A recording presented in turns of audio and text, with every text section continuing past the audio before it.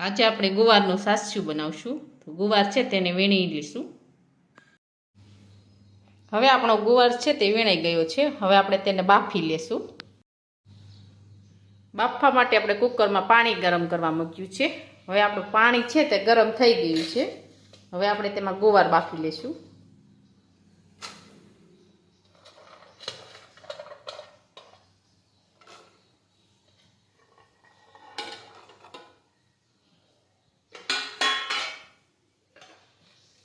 હવે આપણે કુકરનું ઢાંકણ છે તે બંધ કરી દઈશું.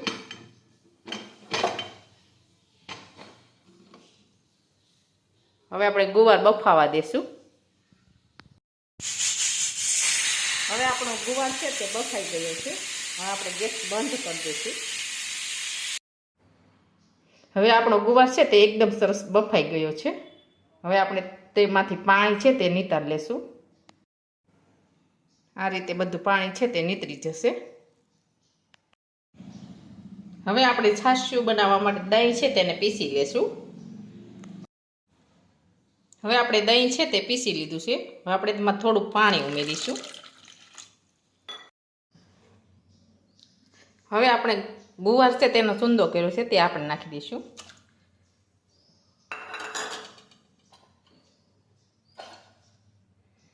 જીરું નાખીશું.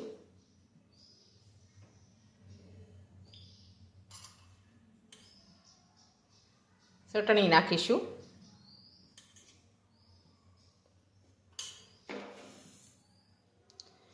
ખાંડ નાખીશું.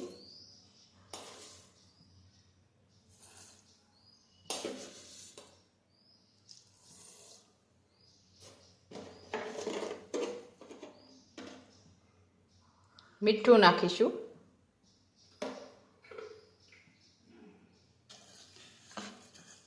હવે મિક્સ કરી દઈશું બધું.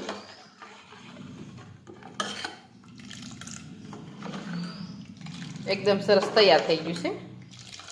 હવે આપણે વઘાર લઈશું.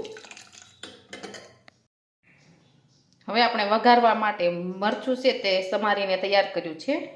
ટમેટા પણ સમારીને તૈયાર કર્યા છે. લીંબડી પણ તૈયાર કરી છે. આદું ખમણીને તૈયાર કર્યું છે. અને લસણ પણ ઝીણી ઝીણી કટકી કરીને તૈયાર કર્યું છે. હવે આપણે વઘાર લઈશું સાસ્યું. હવે આપણે સાસ્યું વઘારવા માટે તેલ ગરમ કરવા મૂકીશું.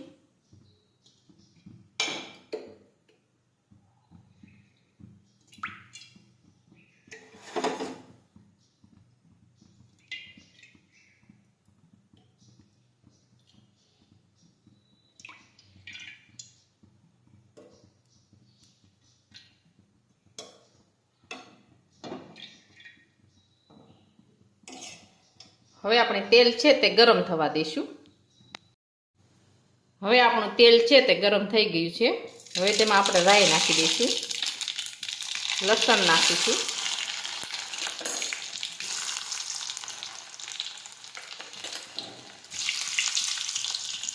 લીમડો નાખીશું.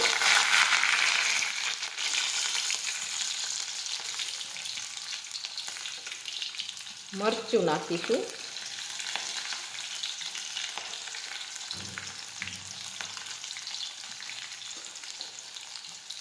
ટમેટું નાખીશું.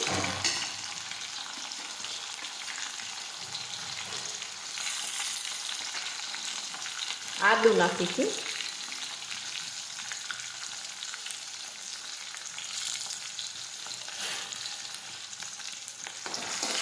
હવે સાતળી લઈશું.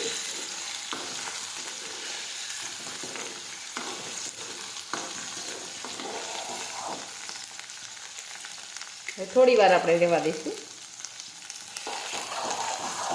રીતે આપણે સાતળી લઈશું.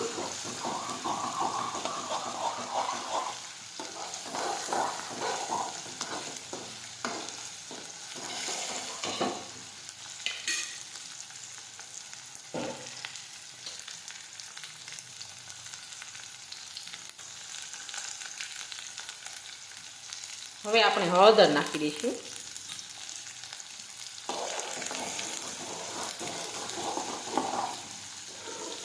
હવે આપણો વઘાર છે તે એકદમ સરસ તૈયાર થઈ ગયો છે. હવે આપણે સાસ્યું તૈયાર કર્યું છે તેમાં ઉમેરી દઈશું. ગેસ છે તે બંધ કરી દઈશું.